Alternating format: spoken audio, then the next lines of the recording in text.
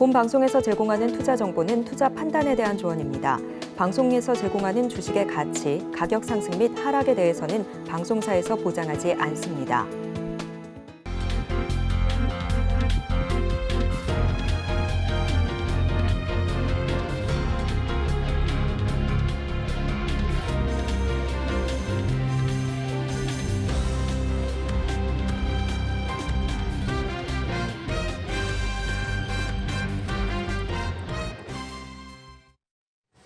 시청자 여러분 안녕하세요. 오늘을 돌아보고 내일을 준비하는 오늘장 내일장 일부 진행의 백선혜입니다. 파월 연준 의장이 산타 역할을 직접 해줬습니다. 내년 금리 인하에 대해서 직접 얘기를 했는데요. 피봇을 선언하면서 시장 전반적으로 환호하고 있습니다. 내년 일단 금리 목표치를 4.6%로 잡으면서 3번 정도의 금리 인하 가능성을 내비쳤고요. 이 소식을 받으면서 뉴욕 3대 지수는 모두 상승으로 마감을 했습니다. 다우지수는 사상 최고치를 경신하는 모습이 나타났고요. 올해 지수도 이 분위기 그대로 받으면서 양대 시장 모두에서는 1%대 강세 흐름이 관찰되고 있습니다. 외국인과 기관 투자자들 쌍끌이 매수에 나서주고 있고요. 시총 상위주를 비롯해서 여러 가지 종목들에도 훈풍이 불어오고 있습니다. 그 가운데 오늘 시장을 자리 잡고 있는 테마는 CXL입니다. 이 부분과 관련해서는 저희가 앞으로 이제 코너를 통해서 계속해서 좀 짚어드리도록 할 테고요. 이렇게 시장 분위기 굉장히 좋지만 오늘 내마녀의 날입니다. 그런 만큼 장 마감까지는 변동성에 유의를 해보시는 것이 좋겠습니다. 저희 방송 유튜브를 통해서도 보실 수 있습니다. 유튜브 검색창에 서울경제TV라고 검색하시면 저희 방송과 함께 하실 수 있으니까요. 실시간 채팅에도 많이 참여를 해주시기 바랍니다. 12월 14일 목요일입니다. 오늘장 내일장 1부는 이 시각 보도본부로 시작하겠습니다. 앞서서 살펴보셨던 헤드라인 중에서 3가지를 골라서 심층적으로 다뤄보겠습니다. 오늘은 보도국의 서청석 기자 나와 있습니다. 어서 오세요. 네, 안녕하세요. 네, 첫 소식부터 알아보겠습니다. 삼성전자가 오늘부터 내년 사업 계획을 논의하는 회의를 시작합니다. 어떤 부분에 대한 회의인가요? 네, 말씀해 주신 대로 삼성전자는 오늘부터 내년 사업 계획에 대한 논의를 글로벌 전략회의를 열고 복합위기 대응 전략을 짜는데요. 삼성전자 글로벌 전략회의는 매년 6월과 12월 두 차례 국내외 임원급이 모여서 사업 부문별, 지역별로 현안을 공유하고 내년 사업 목표와 영업 전략 등에 대해 의견을 나누는 자리입니다. 올해는 14일 전사와 모바일 경험 사업부를 시작으로 15일 영상 디스플레이부와 생활 가전 사업부, 19일 반도체 사업을 담당하는 디바이스 솔루션 부문이 각각 회의를 갖습니다.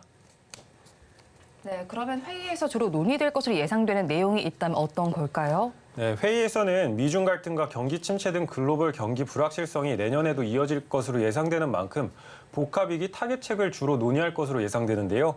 디바이스 경험 부문은 가전, 스마트폰, TV 등 주력 제품의 수요 둔화 방어 대책, 북미 유럽 중심 프리미엄 제품 강화 전략, 비용 절감 방안 등을 논의할 예정이고요. 올해 최악의 반도체 업황을 통과한 디바이스 솔루션 부분은 내년 글로벌 반도체 시황을 전망하고 또 첨단 메모리 기술 개발에 따른 초격차 유지 전략과 파운드리 육성 전략 등을 점검할 것으로 보입니다. 네, 다음 소식 살펴보겠습니다. 간밤에 미국 연준이 금리 동결을 하면서 사실상 금리 인상 종료를 발언을 했습니다. 자세한 내용 전해주시죠. 네, 말씀해 주신 대로 미국 연방준비제도 연준은 FOMC 정례 회의를 마치고 기준금리 목표 범위를 5.25에서 5.50%로 동결했습니다. 지난 9월과 11월에 이어 세 번째 연속 동결로 한국보다는 2%포인트 높은 수준인데요. 파월 연준 의장은 기자회견을 통해서 이번 긴축 국면에서 기준금리가 정점이나 그 근처에 도달했을 것이라고 생각한다며 추가 금리 인상은 적절하지 않다는 게 FOMC 참석 위원들의 관점이라고 말해서 사실상 금리 인상 중단을 시사했습니다. 네, 파월 의장의 발언을 본다면 금리 인상 중단보다는 금리 인하에 조금 더 무게를 둔 것으로 보이는데 그렇다면 구체적인 금리 인하 시점이 나온 건가요? 네, 시장에서는 이르면 내년 1분기 금리 인하가 시작될 것이라는 기대감이 커지고 있는데요. 시카고 상품거래소 패드워치에 따르면 연방기금 금리 선물 시장에서는 연준이 내년 3월 FOMC에서 정책 금리를 인하할 가능성을 80.8%, 동결할 가능성을 19.2%로 보고 있습니다. 네, 그동안 한국은행의 경우에도 금리를 올리기도 내리기도 좀 어려운 상황이었는데 사실 금리가 좀 역전되어 있는 만큼 지금 역시도 고민이 깊을 것 같습니다. 한국은행의 상황은 어떤가요? 네, 아무래도 연준이 금리 인상 중단을 시사하면서 한은도 본격적으로 금리 인하 시기를 고민할 것으로 보이는데요. 미국의 금리 인상 사이클이 종료된다면 한은 입장에서도 인상 압박 요인을 하나 덜 수 있지만 하느니 당장 금리를 내릴 가능성은 크지 않습니다. 앞으로 가계대출 증가폭이 더 커지고 유가 또 누적된 비용 인상 압력 등으로 물가가 급등할 경우 추가 인상을 진지하게 고민해 봐야 되는 상황이기 때문입니다. 마지막 소식 살펴보도록 하겠습니다. 내년 건설 경기 투자 예상치가 나왔는데요. 상당히 좀 부정적인 전망이 나왔다고요? 네, 그렇습니다. 내년 건설 투자가 올해보다 2.4% 줄어들면서 건설 경기 부진을 피할 수 없을 것이라는 전망이 나왔습니다. 대한건설정책연구원이 발표한 2024년 건설 경기 전망 보고서에 따르면 내년 건설 투자 규모는 올해 대비 2.4% 감소한 257조 원이 될 것으로 예상하고 있는데요. 지난해 이후 악화되기 시작한 건설 선행 지표들의 시차 효과가 내년부터 본격적으로 반영되기 시작하면서 건설 경기 부진이 선명해질 것으로 보입니다. 네, 건설 경기는 지금도 어렵다 이런 이야기가 나오고 있는데 세부 지표는 어떤 상황일까요? 네, 올해 3분기 기준 대표적인 건설 선행 지표인 수주와 허가, 착공은 전년 동기 대비 각각 26%, 25.9%, 또 40.4% 줄며 유례없는 큰 폭의 감소를 기록했는데요. 수주와 허가는 4개 분기 연속, 또 착공은 7개 분기 연속 감소했습니다. 지난해부터 착공이 크게 줄었다는 점을 고려하면 올해는 선행 공종을 중심으로 내년과 내후년에는 골조 공종과 마감 공종을 중심으로 연쇄적인 감소 효과가 퍼져나갈 것으로 예상되고 있습니다. 또 금융시장 불안, 생산요소 수급 차질, 공사비 상승 등 부정적 요인이 부각될 경우 침체는 더욱 심할 것이라는 전망도 나오고 있습니다. 네, 오늘 이 시각 보도본부에서는 삼성전자의 내년 사업 계획부터 내년 건설 경기 전망까지 알아봤습니다. 보도국 서청석 기자와 함께했습니다. 오늘 말씀 고맙습니다. 네, 감사합니다. 계속해서 시황센터 연결해서 이 시각 시장 상황 알아보겠습니다. 최유정 캐스터가 준비하고 있습니다. 시황센터 최유정입니다. 미국에서 태평양 건너온 뜨거운 열기에 국내 시장 겨울이지만 아주 덥습니다. 기준금리 3연속 동결에 파월 연준 의장의 비둘기파적인 발언이 더해지면서 다우지수 23개월 만에 사상 최고치를 기록했고요. 시장 전반에 강한 시세가 나오는 모습이었습니다. 이 같은 소식에 오늘 국내 증시도 오랜만에 박스권 장세에서 벗어나 시원한 흐름 보여주고 있는데요. 오늘 양시장 1.5% 내외의 강한 갭상승 출발에 현재 코스피는 1.34% 오름세 보여주고 있고요. 코스닥은 1.18% 빨간불 켜내는 모습입니다. 그렇다면 보다 자세한 지수 상황 코스피 먼저 살펴볼까요? 금리 인하 기대 속 위험자산 선호 심리가 강해지면서 오늘 업종 전반에 온기가 넘치는 모습입니다. 시가총액 상위 종목 대부분 견조한 흐름 보여주고 있고요. 특히나 오늘 삼성전자와 SK하이닉스는 52주 신고가를 경신한 모습입니다. 네이버와 카카오를 포함한 그동안 금리에 눌려있던 성장주들도 오늘 강한 상승 탄력 받아내는 모습입니다. 오늘 코스피 지수 살펴보면요. 1.48% 갭상승 출발에 2,547포인트에서 시작했는데요. 오늘 코스피 장중 상승폭 줄이기도 했지만 현재는 1.34% 견조한 빨간불 켜주고 있습니다. 장중 한때 2,550포인트 돌파를 노리기도 했지만 현재는 2,544포인트 지나가는 모습입니다. 이어서 수급도 한번 살펴보도록 하겠습니다. 원달러 환율 급락에 외국인들 현선물 매수로 돌아서는 모습입니다. 현재 외국인 4,900억 원 넘게 사들이고 있고요. 기관도 오늘 6,200억 원 넘게 담아내고 있습니다. 기관은 오늘 특히나 연기금 쪽에서 강한 물량 담아내는 모습이고요. 오늘 개인만이 1조 원 넘게 팔아내는 모습입니다. 이어서 코스닥도 살펴보도록 하겠습니다. 오늘 코스닥 금리 속락에 성장주 위주의 상승세 보이고 있고요. 또 차세대 메모리 기술인 CXL 관련 테마까지 더해지면서 반도체 업종 전반적으로 온기가 확산되는 모습입니다. 오늘 코스닥 지수 살펴보면요. 오늘 코스닥은 현재 840포인트가 무너지면서 839포인트 기록하고 있는데요. 그래도 1.1% 넘게 오름세 가져가는 모습입니다. 이어서 수급도 살펴보도록 하겠습니다. 오늘 코스닥 수급에서는 제조업 쪽에서 수급 힘겨루기가 나오는 모습입니다.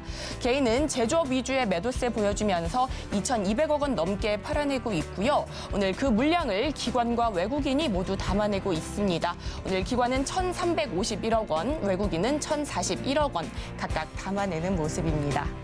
이어서 섹터별 흐름도 살펴보도록 할 텐데요. 오늘 상승하는 섹터는 CXL 관련주입니다. 반도체 관련주 안에서 순환매가 빠르게 돌고 있습니다. 이번에는 CXL인데요. 삼성전자가 CXL 관련 제품에 상표 4개를 출원했다는 소식에 CXL 관련주 어제에 이어서 오늘도 강세 보이고 있습니다. CXL은 새로운 메모리 인터페이스 기술로 서버 한 대당 메모리 용량을 8배에서 10배까지 늘릴 수 있는데요. 이에 따라 대용량 데이터를 빠르게 소화할 수 있다는 강점을 지니고 있습니다. 관련주 이 시각 흐름 살펴보면요. 먼저 오킨스전자와 네오셈 오늘 상한가에 진입했었는데요. 오킨스전자 현재까지도 상한가 풀리지 않고 있고요. 네오셈은 현재 상한가 풀리면서 19% 가까운 오름세 나타내고 있습니다. 이어서 국순당은 CXL 사업을 영위하는 파네시아에 투자했다는 소식에 현재 0.7%대 강세 보이고 있고요. SK하이닉스는 오늘 13만 8,300원까지 올라가면서 52주 신고가를 경신했습니다. 오늘 CXL 관련해서는 이어지는 코너에서 더 자세히 다뤄볼 예정이니까요. 계속해서 많은 시청 부탁드리겠습니다. 이어서는 하락하는 섹터도 살펴보도록 하겠습니다. 오늘 하락하는 섹터는 초전도체 관련주입니다. 국내 학계가 LK99 검증 백서를 공개했는데요. 이곳에서 LK99에 대해 상온 상압 초전도체로 볼 수 있는 근거가 전혀 밝혀지지 않았다고 밝히면서 오늘 관련주 일제히 부진한 흐름 보여주고 있습니다. 먼저 서남이 가장 약합니다. 7% 넘게 빠지고 있고요. 이어서는 신성 델타테크와 모비스 모두 4%대 내림세 보여주고 있습니다. 이상 오늘장 시황 살펴봤습니다. 남은 오후장도 저희와 함께 하시면서 현명한 투자 전략 세워가시기 바라겠습니다. 이상 시황센터 최유정이었습니다.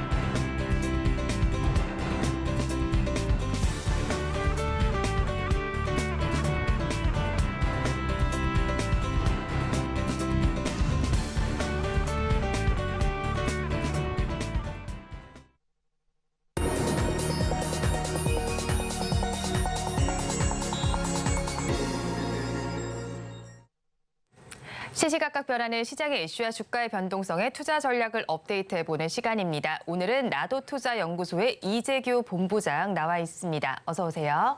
안녕하세요. 네, 먼저 본부장님과 이야기 나눠볼 뉴스 화면을 통해서 살펴보겠습니다. 오늘의 뉴스입니다. 오킨스전자, 네오셈 등 반도체 검사 장비 전문 기업들의 주가가 급등하고 있습니다. 삼성전자가 차세대 메모리 기술인 컴퓨트 익스프레스 링크, 즉 CXL 시장 선점을 위해서 상표 출원에 나섰다는 소식에 영향을 받은 것으로 풀이됩니다. 오늘 관련된 CXL 섹터에서 강세 흐름이 관찰되고 있습니다. 자세한 내용 짚어보도록 하겠습니다.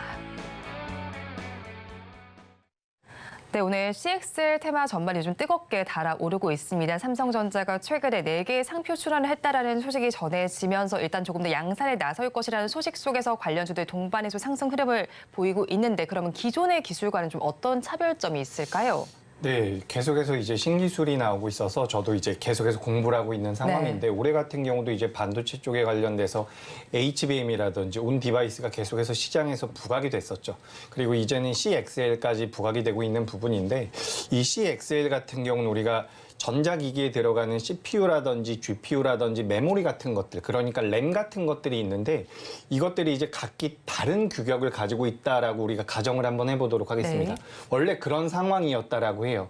근데 이제 그런 규격들을 일원화한다라는 부분에서 인터페이스를 따로 만드는 것이다라고 생각을 하시면 좋을 것 같습니다.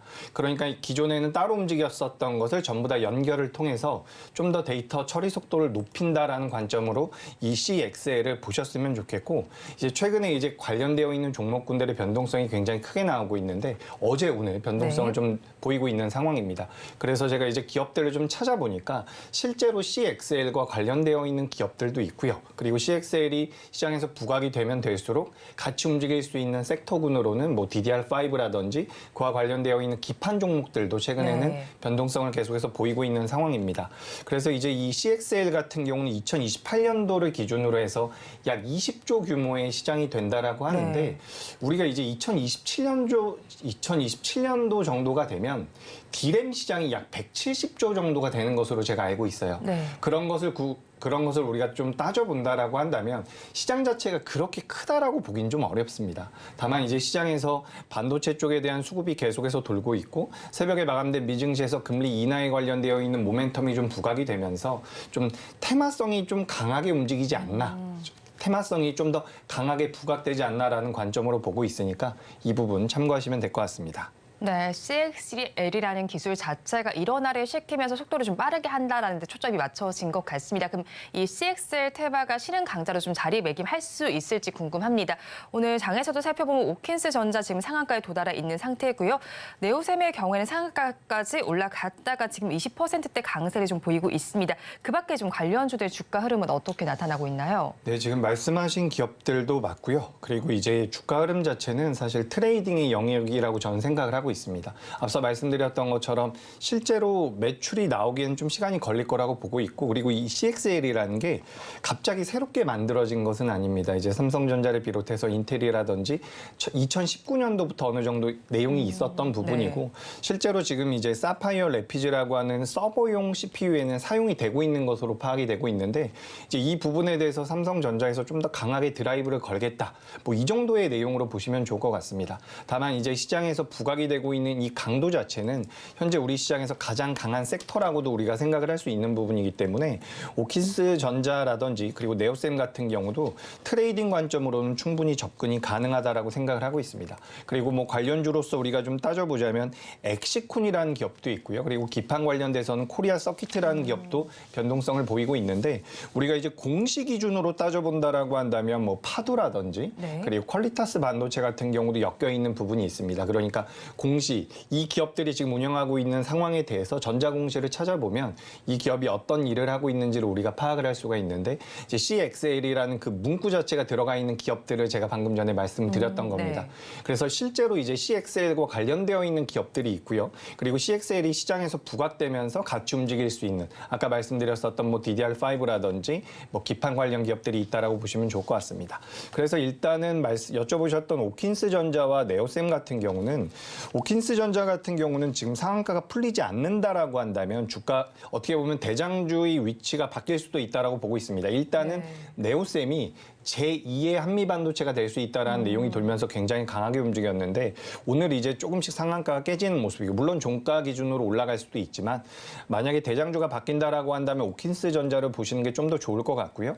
만약에 트레이딩 관점으로 접근을 한다라고 한다면 오킨스 전자 같은 경우는 현재가 대비해서 약 8%에서 9% 정도대를 손절가 그러니까 6,000원대를 손절가로 잡고서 공략을 해야 된다라는 말씀을 꼭 당부드리고 싶습니다. 제가 그러니까 방송에 나와서 그 LS 머티리얼즈라든지 그리고 에코프로 머티 같은 경우도 매매가 가능합니다라고 말씀을 많이 네. 드려왔습니다. 어쨌든 주가라는 것은 수급의 힘으로 움직이는 경우가 많기 때문에 지금 오킨스 전자라든지 네오셈 같은 경우도 트레이딩 관점으로는 추가 상승의 가능성이 있다라는 거죠.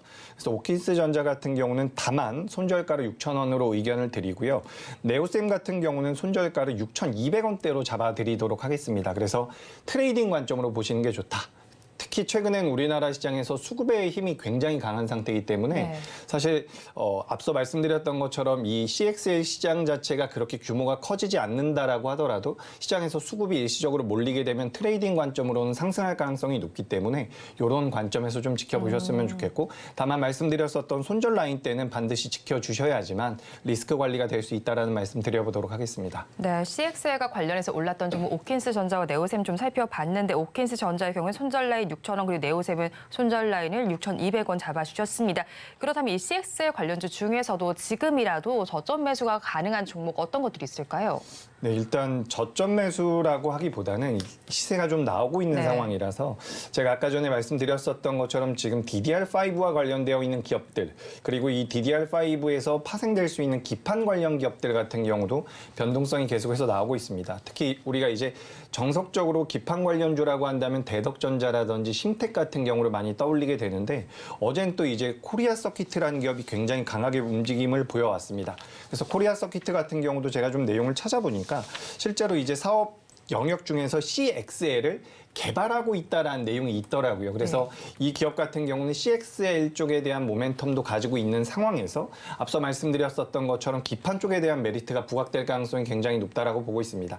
그러니까 지금 반도체 관련되어 있는 기업들의 변동성이 전체적으로 계속해서 나오고 있는 상황인데 기판 쪽 같은 경우는 상대적으로 그 강도 자체가 굉장히 약했었던 상황입니다. 근데 우리가 CXL 쪽으로도 엮일 수 있는 상황이지만 2024년도에 모바일이라든지 PC 그리고 세트 수요가 계속해서 늘어날 가능성이 높기 때문에 기판 시장 자체의 성장 가능성도 굉장히 높다라는 거죠. 그렇기 때문에 코리아 서키트 같은 경우는 우리가 CXL 쪽으로도 엮을 수가 있지만 그 부분이 아니라고 하더라도 2024년도에는 주가 흐름이 부각될 가능성이 높다라고 네. 보고 있기 때문에 저는 이 코리아 서키트라는 기업을 CXL 플러스 기판 쪽으로 소개를 한번 드려보도록 하겠습니다. 네, 코리아 서킷 한번 주목해 보시면 좋겠다는 의견이셨는데 CXL과 더불어서 기판과 관련한 모멘텀도 있는 거네요. 그렇다면 CXL이 좀 시장에서 이렇게 급부상을 한 데에는 삼성전자의 후광 효과가 있었다라고 봐야겠죠. 뭐 상표를 4개나 덩달아서 출시를 했다라고 하니까 이렇게 좀 효과가 있는 것 같은데 그렇다면 삼성전자 자체의 주가에는 어느 정도 영향을 미치게 될까요? 영향은 별로 크지 않을 것으로 생각을 하고 있습니다. 다만 오늘 삼성전자가 굉장히 좋은 모습을 보이면서 네. 신고가를 경신을 했었죠. 삼성전자뿐만 아니라 SK하이닉스까지 올라오면서 우리나라 시장에 굉장히 긍정적인 영향을 주고 있는데 일단 음봉이 떨어지고 있어서 좀 안타깝긴 하지만 삼성전자라는 기업 자체에 대해서 간단히 말씀을 드려보자면 실질적으로 지금 반도체 쪽에 대한 매출이 약 55% 정도 나오고 있는 상황입니다. 그 외에는 이제 스마트폰이라든지 다른 쪽에서 나오고 있는 상태이기 때문에 우리가 완전히 이 반도체 쪽으로만 엮을 필요는 없다라고 생각을 하고 있고 방금 말씀드렸었던 이 CXL 같은 경우는 일단은 매출 자체에는 굉장히 미비한 부분이기 때문에 삼성전자가 SK하이닉스를 제치고 엔비디아 쪽에 대한 그 HBM 수주를 따낼 수 있느냐 이 부분이 오히려 더 중요하다라고 저는 생각을 하고 있습니다. 그리고 이제 계속해서 이제 삼성전자의 주가 흐름이 좀 폭발적이고 탄력적으로 나오기 위해서는 파운드리 쪽이 굉장히 중요하다고 보고 있는 네. 부분이죠. 그래서 이제 질문하신 내용에 답변을 드려보자면 CXL 때문에 삼성전자의 변동성이 커질 가능성은 저는 높진 않다라고 보고 있습니다. 다만 오늘 어쨌든 미국에서 금리 인하에 관련되어 있는 내용들이 굉장히 오랜만이라고 표현하기도 좀 애매하고요. 파월 의장이 발언을 할 때마다 좀 부정적인 의견을 냈었기 때문에 네. 저도 사실 FOMC 이후에 우리나라 증시가 어느 정도 조정을 받을 거라고 생각을 했는데 이번에는 굉장히 긍정적인 의견을 좀 내놨죠. 그래서 미증시도 굉장히 좋았고 뭐 필라델피아 반도체 지수도 계속해서 올라갔었던 상황.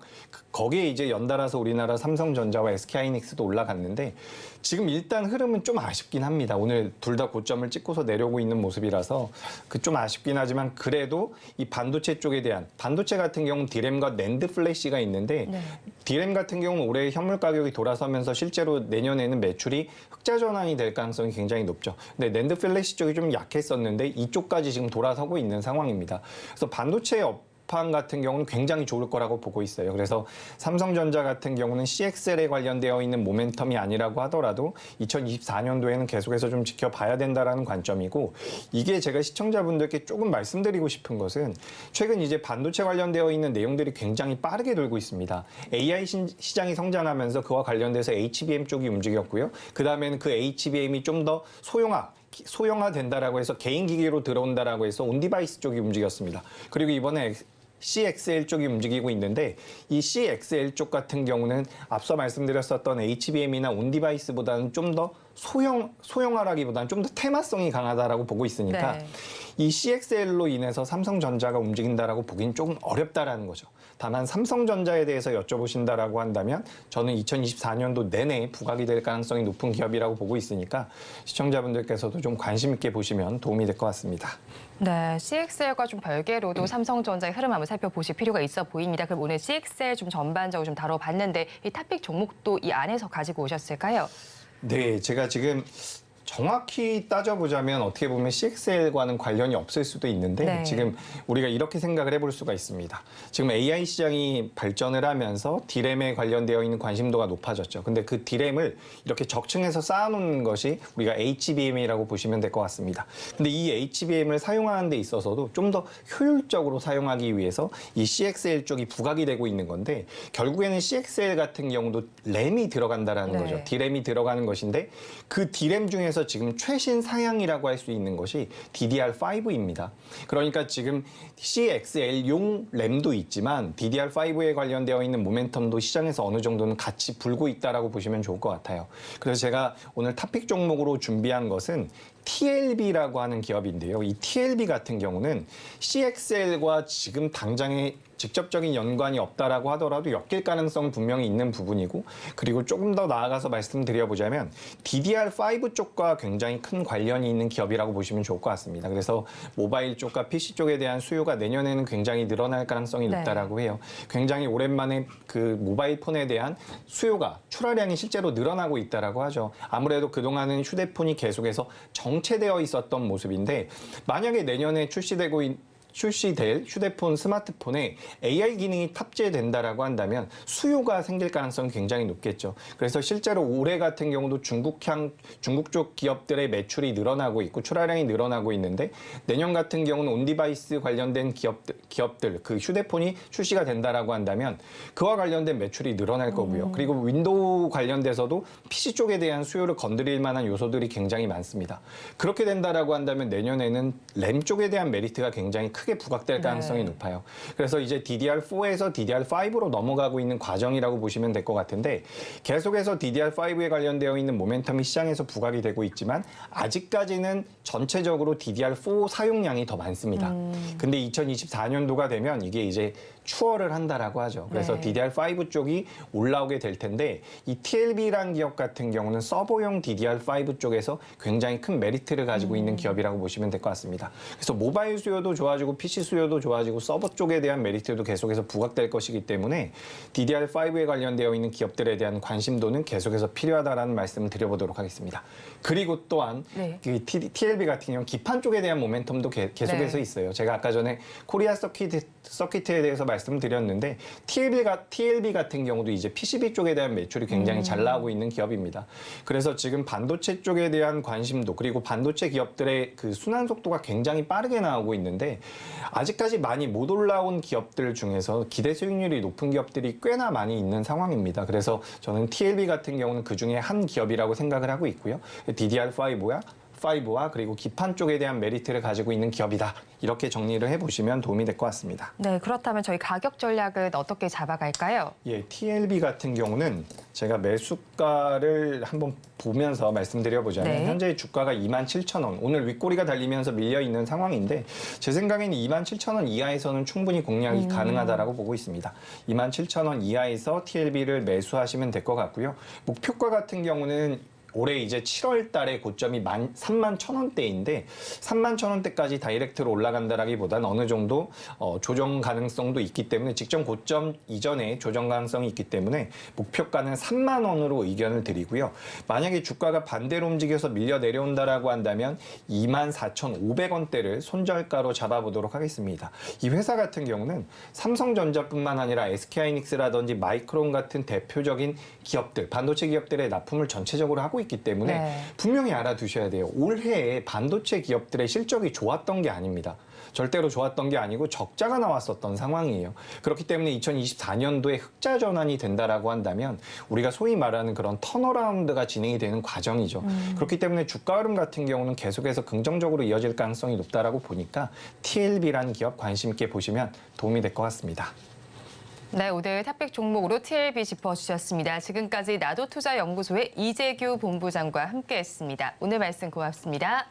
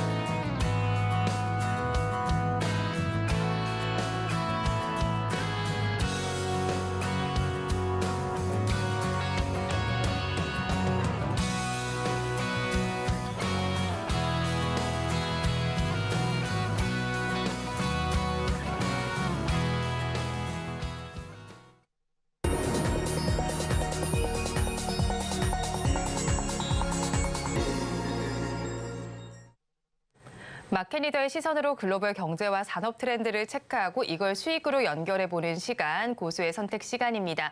오늘은 인포스탁 데일리의 최양호 대표와 함께합니다. 어서 오세요. 네, 반갑습니다. 대표님과 이야기 나눠볼 주제 화면을 통해서 살펴보겠습니다. 오늘의 주제입니다. 미국 FOMC 고비를 넘은 우리 증시입니다. 그러면 이번에는 또 미국 대선 이벤트 발목을 잡히진 않을지 한번 자세한 내용 다뤄보도록 하겠습니다. 자, 오늘 마지막 FOMC가 끝이 났습니다. 파월의 비둘기파적인 발언이 나왔는데 이제 이 소식 속에서 좀 미국 증시는 환호를 했습니다. 내년에 이제 3번 정도 금리 인하 기조를 전해왔는데요. 주목할 만한 파월의 발언 어떻게 좀 보셨을까요? 일단 올해를 증시를 이제 마감하는 마지막 이벤트라고 보시면 되고요. 말씀하신 대로 증시가 굉장히 뭐 3대 지수 다 올라가고 특히 뭐 아시다시피 애플 같은 데는 지금 뭐 최고치를 경신할 정도로 굉장히 시장에서 환호를 했습니다. 이유는 단 한 가지입니다. 연준의 눈높이와 시장의 눈높이를 맞춰줬거든요. 네. 그리고 특히 시장이 환호했던 것은 연준이 구체성을 좀 주세요. 내린다 그랬는데 언제 내릴 거고 얼만큼 내릴 것인가에 대해서 확실한 정보와 디렉션을 줬기 때문에 굉장히 지금 뭐 심지어는 이른 성탄 선물을 받은 거 아니냐. 그런데 지금 뭐 지금 현지에서의 신문들의 이제 어떤 큰 타이틀을 종합적으로 보면 FOMC 금리 인하의 문을 열다. 네. 이게 주 내용이 됐습니다. 그래서 확실하게 전달한 메시지는 금리가 정점에 가까워지거나 그다음에 정점에 도달했던 메시지를 정확히 날려준 것 같아요.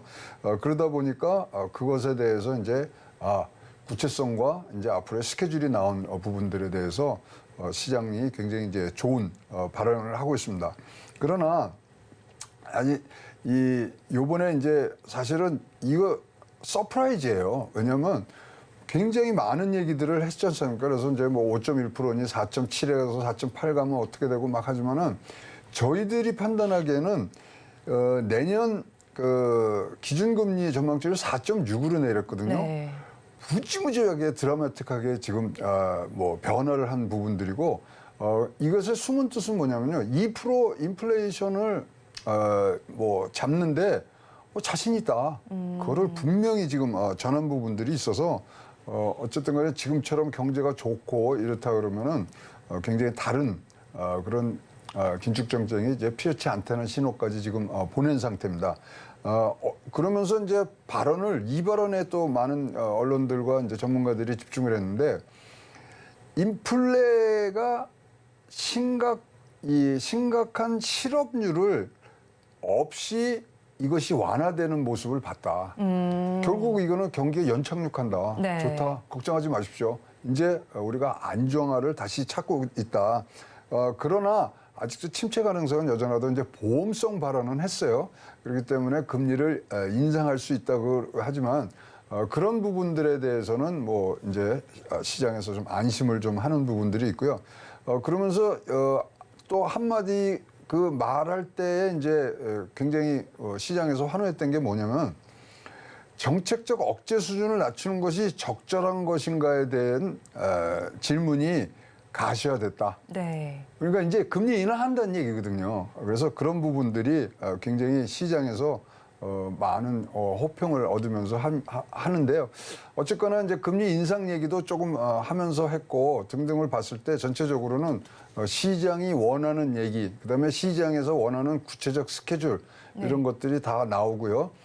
그다음에 이제 우리가 지난 시간에 분석할 때 5.1에서 뭐 어떻게 되고 4.7에서 4.9를 가면 어떻게 하고 4.7 밑으로 어떻게 하는데 4.6이 나와버렸잖아요. 네. 그러면 이제 4.7이 가면은 3월 달에도 빠르게 금리 인하를 할 수 있다 그랬는데 네. 그거는 완전히 지금 막아놨어요. 왜냐하면 요번에 이 전체 고용 시장에 대한 자료들이 3월 달은 안 돼요를 확실히 찍어놨거든요. 네. 그러니까 구체화가 됐습니다. 내년 6월 처음으로 내린다. 그리고 내년에는 3회 한다. 그리고 2025년에는 4회를 지금 우리가 예상하고 있다.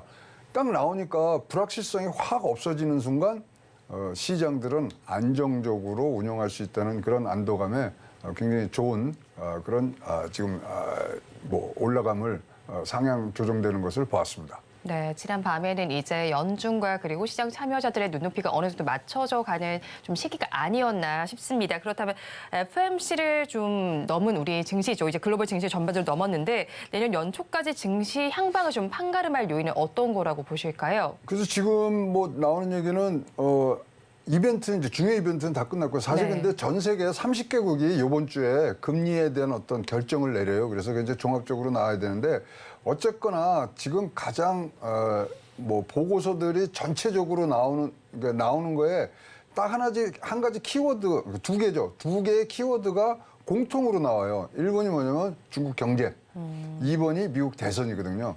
그래서 사실 지금 경제 공적회의가 이제 끝났습니다만은 여러 가지 지금 분석들을 하고 있는데 중국 경제가 좀 올라와 줘야 되거든요. 네. 그리고 이제 미국 대선이라는 부분들에 대해서 지금 상당히 지금 신경들을 많이 쓰는 그래서 내년 연초까지는 이 두 키워드로 지금 나가는데요. 자, 미국 대선이 어느 정도까지 갔냐면요. 미국 하원에서 바이든 탄핵 조사 의결이 가결이 됐습니다.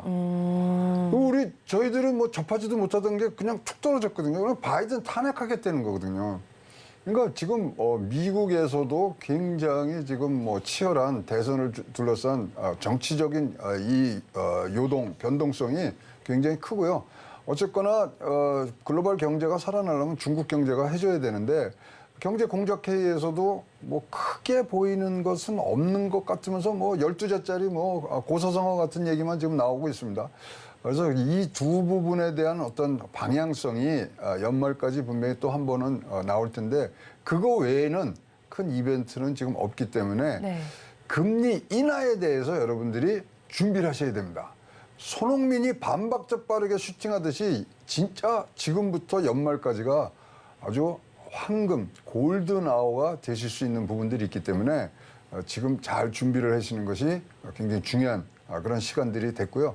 오늘 이제 아침에 새벽에 이제 기자회견 했잖아요. 놀라운 게 10,000명이 넘는 분이 동시 접속을 하셨더라고요. 네. 그 기자회견을 국내에서 보시는 분들이 10,000명 정도 동시 접속을 하면요. 그냥 보통 TV 시청률 2% 정도 나오는 거거든요. 우리 뭐 3대 방송사의 9시 뉴스가 2%가 안 나오는 상황에서도 그만큼 우리 개미 투자자들이 보신다고 그런다는 거는 그만큼 우리 증시에 대한 아직 굉장한 이 걱정과 희망과 그리고 비전들이 지금 살아있는 것 같아서 굉장히 좋았고요. 준비를 잘 하셔야 되는 그런 한 15일, 20일간의 지금 반박자 빠르게 준비하실 수 있는 시간들이 지금 열려 있다고 보여집니다. 네, 중국 경제와 미국 대선을 한번 좀 살펴보셔야겠고 그 안에서 좀 금리 인하 기조가 나온 만큼 이 부분을 좀 염두에 두셔야겠는데 그래서 좀 금리 인하 기조 속에서 기업들의 실적을 좀 어떻게 체크를 해가면 좋을까요? 지금 이제 사실 기업 실적들 보시면은 이제 이익 전망치라든가 그다음에 뭐 부채 비율 이런 것들 따지는데 네. 자 이제 이렇게 금리 인하에 대해서 딱 못을 박았단 말입니다. 그러면 지금은 어떻게 하셔야 되냐면 시황하고 업황이 같이 가는 종목들로 이제 들어가셔야 돼요. 그런 게 이제 제일 먼저 여러분들 뭐 상식적으로 아시는 게 이제 리츠가 제일 이제 좋죠. 그다음에 이제 건설주 얘기가 다시 한번 확 올라옵니다, 지금. 네. 건설주는 이제 대형주하고 그다음에 건설주 사실 때는 하나 기본적으로 여러분 상식으로 아실 게 대형주하고 중소형주를 같이 섞어서 사셔야 돼요. 뭐 안정성이라든가 이런 게 있지만 또 치고 나가는 부분들이 있기 때문에. 근데 소형주는 그 뭘 사요? 부채 비율 낮은 대로 사시는 게 굉장히 좋습니다. 그래서 그렇게 보시고요. 그다음에 이렇게 금리 인하기에 전통적으로 좋았던 게 뭐냐면 통신주예요. 네. 통신주가 부채가 많거든요. 그러면 이거 상대적으로 굉장히 많은 부분들이 좋고요. 뭐 말씀드린 대로 지금 뭐 기술주는 어차피 금리 인하 내면 밸류에이션이 지금 굉장히 좋아지기 때문에 기술주로 좀 가는 부분들이 있고요. 애플 다시 3조 달러 다시 돌파했어요. 금리 인하 딱 내려오니까. 네. 그래서 기술주 이런 것들이 좋고요. 결국은 이게 저는 뭐 이제 사학개미 하시는 분들한테 이렇다면 매그니피션 7에 다시 한번 여러분 눈을 돌릴 때가 되지 않겠냐. 뭐 엔비디아 같은데 220%뭐 이상을 지금 올랐다 하지만 충분히 더 올라갈 여력이 있고요. 마이크로소프트도 보세요. 뭐 AI 쪽으로 가더니만 67% 지금 오르는 부분. 그리고 매그니피션 7이 지금 실적이 평균 한 70% 이상 지금 올라갈 뭐 가능성에 대해서 다들 전망을 하고 있기 때문에 그런 부분들이 가셔야 됩니다. 그래서 시황과 업황이 같이 갈 수 있는 지수들을 먼저 보시는 것들이 일단은 기본적인 어프로치라고 보여집니다.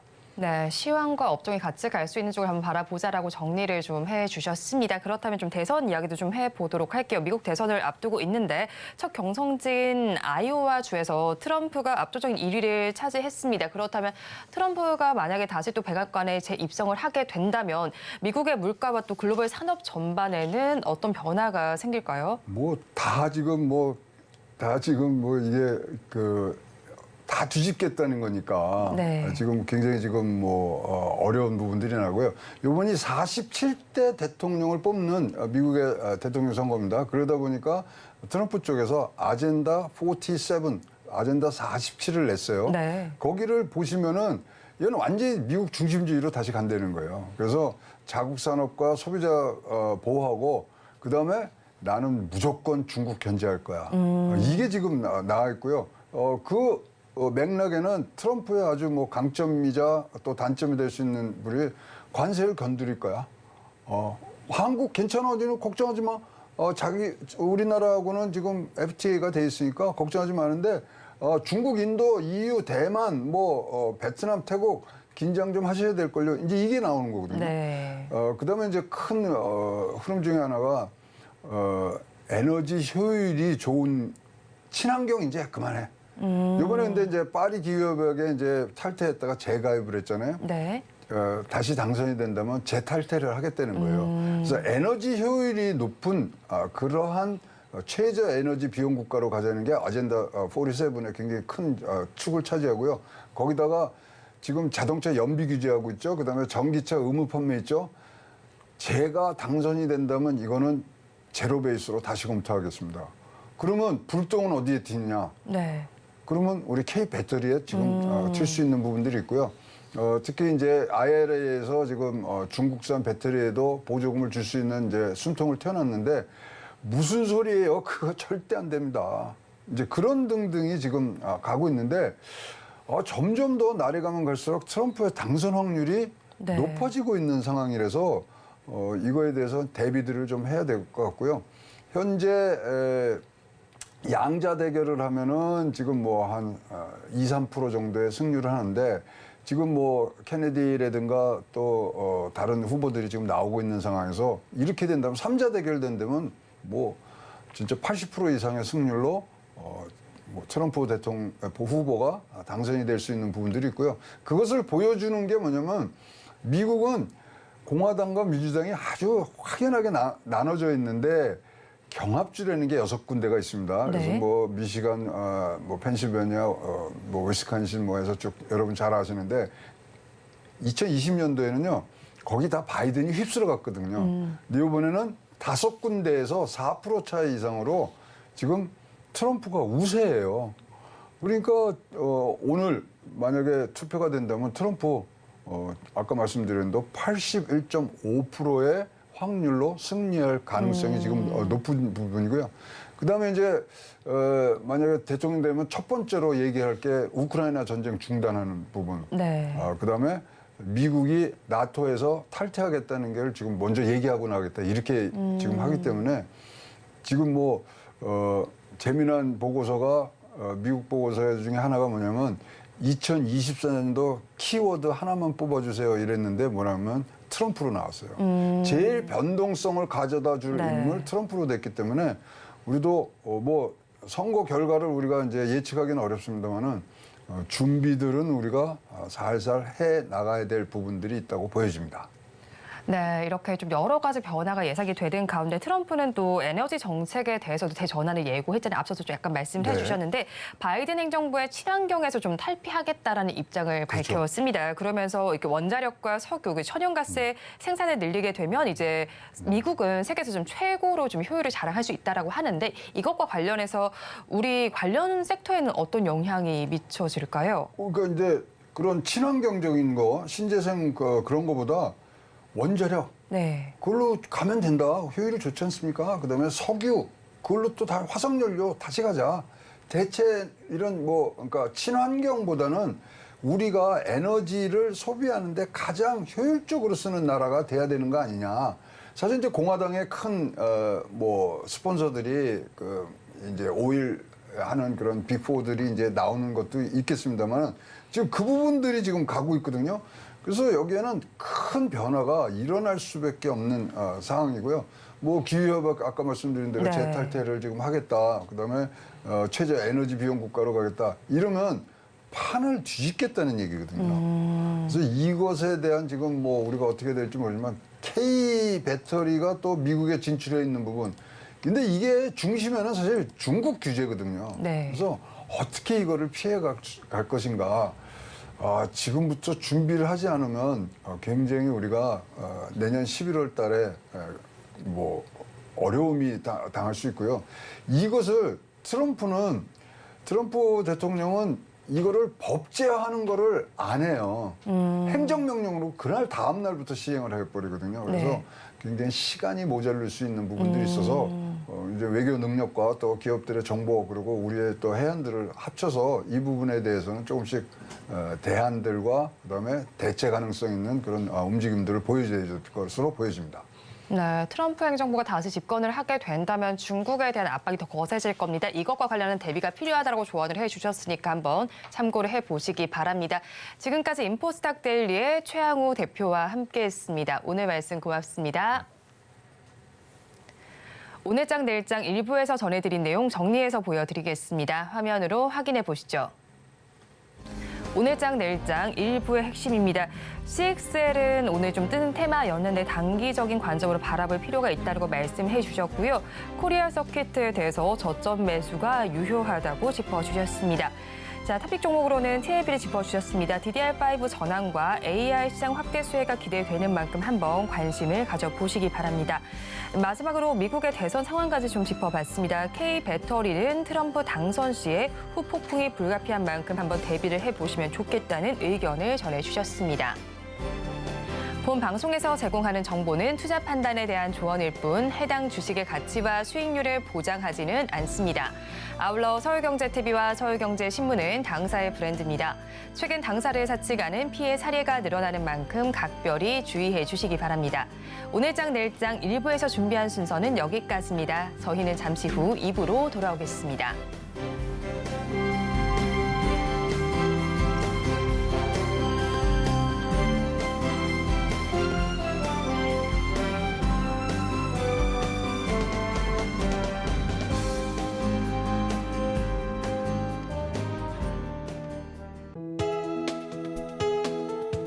본 방송에서 제공하는 투자 정보는 투자 판단에 대한 조언입니다. 방송에서 제공하는 주식의 가치, 가격 상승 및 하락에 대해서는 방송사에서 보장하지 않습니다.